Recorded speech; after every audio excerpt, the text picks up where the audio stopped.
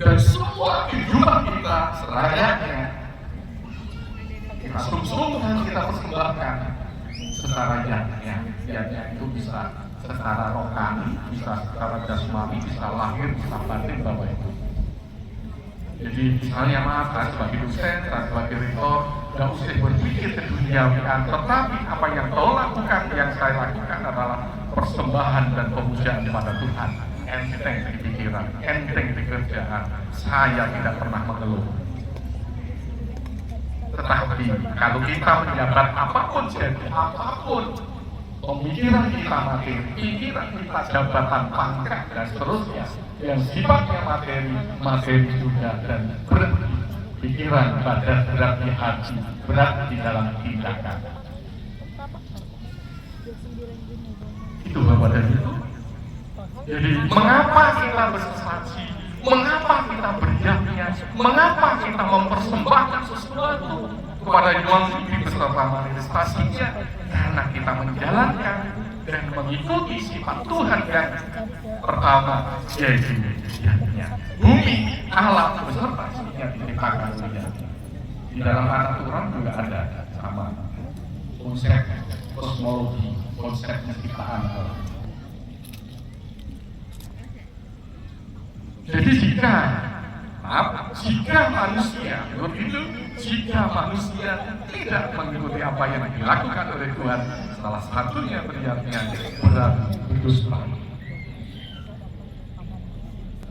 Tidak sampai pada Tuhan.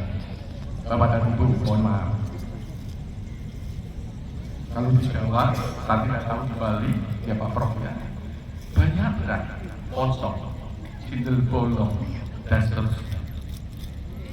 Anda tahu di Bali, kalau di Jawa banyak kosong, sindel bolong, dan lain sebagainya.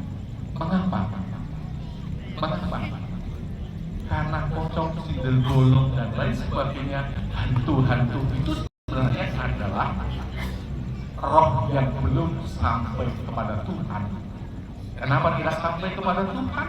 Karena persembahan doanya tidak sampai pada manunggali kaulan Gusti.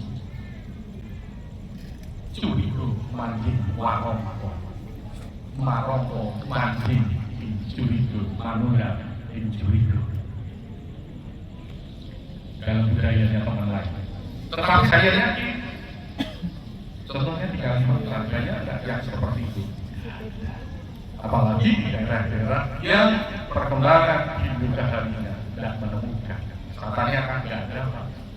Kenapa? Sampai selesai dalam pemujaan itu. Di dalam berdoa, di dalam pemujaan sampai kepada Tuhan yang Maha Kuasa.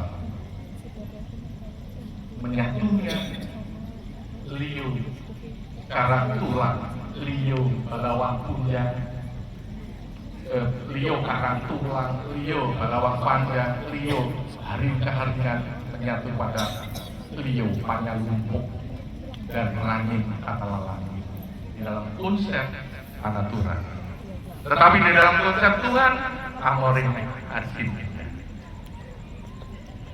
Kedua Bapak Ibu, mengapa kita semua punya kesadaran harus beriak-iak memuja pada Tuhan jika kita menggunakan dasar konsep trina karena kita punya utang. Kita punya utang. Siapa di antara Bapak Ibu yang tidak punya utang?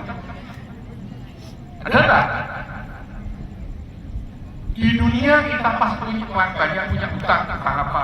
Materi, utang duit, utang jasa kepada teman-teman. Tidak ada manusia di dunia ini yang tidak punya utang. Dalam konteks materi, di dalam konteks kebendaan, belum di dalam konteks konsep terima utang kepada Tuhan yang diciptakan, dilahirkan ke dunia. Ada yang lahir dari batu? Tidak ada. Yang dilahirkan dari sapi itu tentunya pedet dan seterusnya.